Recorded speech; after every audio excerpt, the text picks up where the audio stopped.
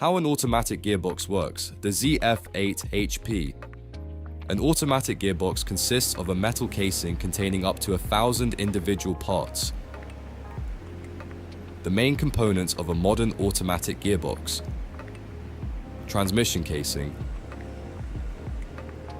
oil sump, torque converter, Mechatronic unit or valve body in older models, oil pump, clutch packs and planetary gear sets, input and output shafts, torque converter. This is a hydraulic coupling between the engine and the automatic gearbox, which transmits torque from the engine to the transmission. Main components of the torque converter. The pump wheel is integrated into the torque converter housing. The pump wheel is bolted directly to the engine, much like a clutch cover is bolted to the flywheel on a manual gearbox. It spins the automatic transmission fluid, ATF, forcing it through the system and transferring energy to the turbine wheel. In this way, the engine's mechanical energy is converted into the kinetic energy of the flowing fluid.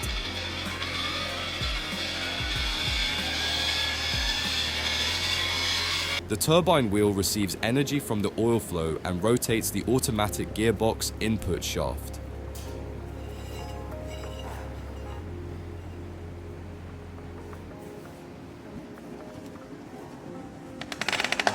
The operating principle of the pump wheel and turbine wheel can be demonstrated using two fans. The airflow from the first fan causes the second one to rotate.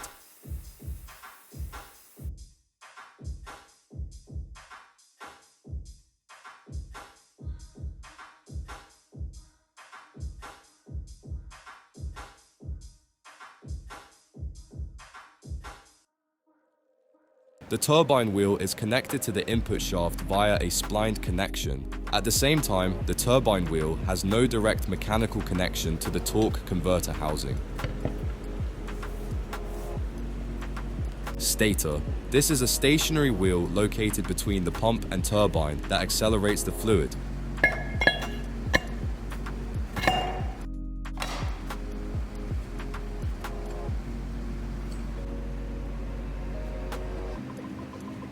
It increases torque at low revs, allowing the car to pull away without needing to increase the engine speed. Lock-up clutch. It firmly connects the pump wheel of the torque converter to the turbine wheel, allowing the engine to drive the gearbox input shaft directly. The lock-up clutch consists of the following: a damper system that absorbs shock loads when lock-up is engaged, a friction clutch pack with a hydraulic piston that converts oil pressure into mechanical force to lock the torque converter. How can I support this channel? Like this video, subscribe to the channel. Clutch packs and planetary gear sets. The ZF8HP uses 5 clutch packs and 4 planetary gear sets. The planetary sets are arranged sequentially along the axis of the gearbox. Clutch packs are positioned around or adjacent to each planetary set. The clutches determine which elements of each gear set rotate and which are held stationary. This is how the required gear ratios and output torque are formed at the output shaft.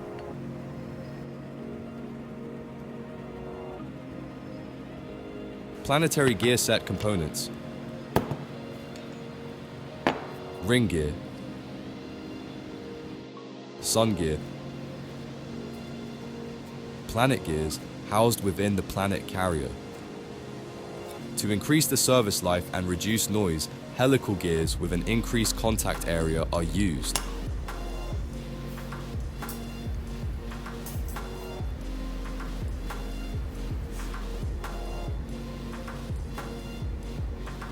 The gear ratio and rotation direction depend on which element is stationary and which is rotating.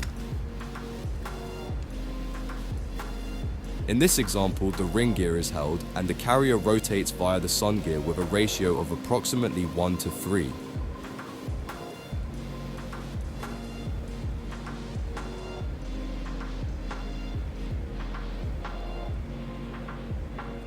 By holding the carrier in place, the ring gear rotates in the opposite direction. This engages reverse gear. Fixing both the carrier and the ring gear in place simultaneously creates a direct drive.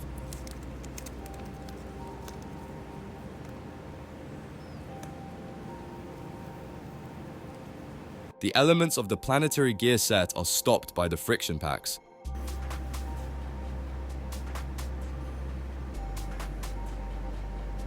Friction packs. These are the clutches inside the gearbox that connect the shafts or gears to transmit torque and engage different gears.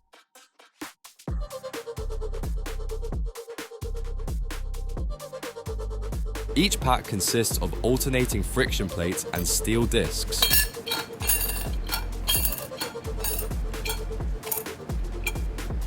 The friction plates are coated with a friction material on both sides, ensuring smooth synchronization with the steel discs.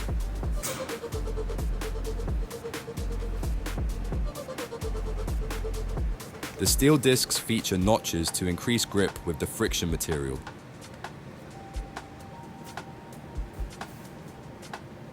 Both the steel discs and friction plates have lugs pointing in different directions. These lugs lock the discs in place, preventing them from rotating freely. When the pack is disengaged, the friction plates do not contact the stationary steel discs, allowing them to spin freely.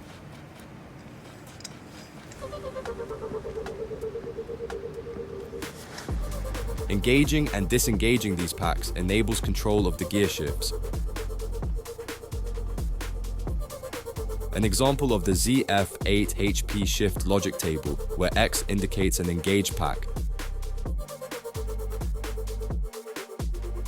The arrangement of the friction packs within this specific gearbox. For instance, packs A, B, and C engage the first gear, while A, C, and D engage the seventh. Gear shifting is controlled by the Mechatronic unit. This is the control center of the gearbox. It manages gear shifts by delivering the required oil pressure to engage the friction packs. It consists of both hydraulic and electronic components. The electronic part includes the control unit and solenoids. It also incorporates sensors for the temperature, pressure, and rotational speed, as well as the parking mechanism actuator.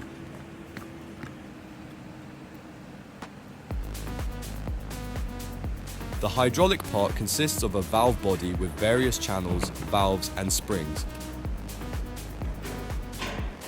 The valve body directs pressurized transmission fluid to the relevant sections of the gearbox.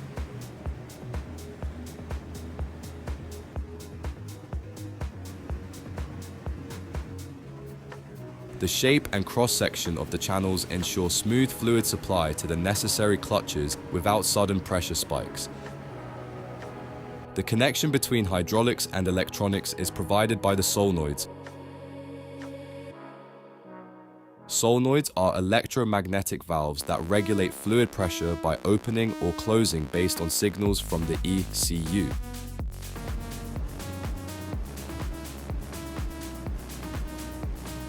The oil pressure is managed by the Mechatronic unit and generated by the oil pump.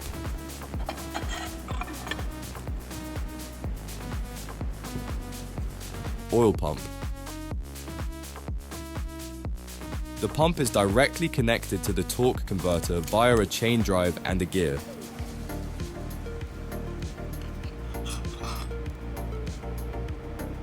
The ZF8HP utilizes a vane-type rotary pump which generates pressure throughout the entire system. Fluid is fed into the pump through a filter located in the oil sump. oil sump. This is the reservoir at the bottom of the gearbox where the ATF is collected and stored. Filters and, in some cases, sensors are also housed here. Metal shavings are captured by magnets.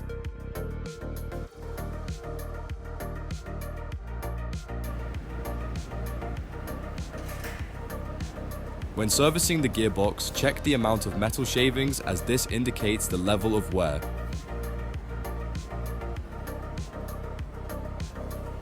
Any remaining wear debris is caught by the filter made of either mesh or paper.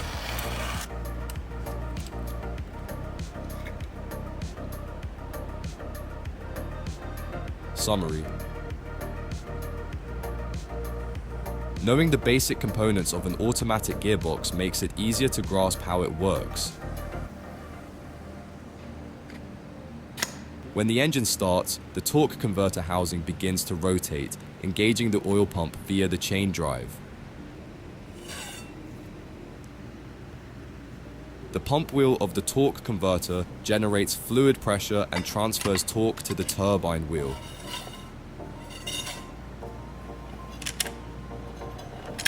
The turbine wheel rotates the input shaft, which is not yet connected to the output shaft. Filtered fluid from the sump is delivered to the oil pump, maintaining system pressure.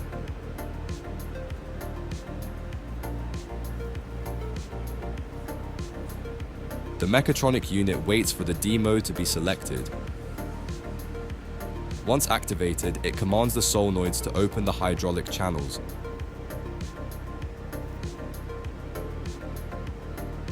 The fluid exerts pressure acts on the pistons, and the pistons engage the friction packs that control the Planetary gear sets.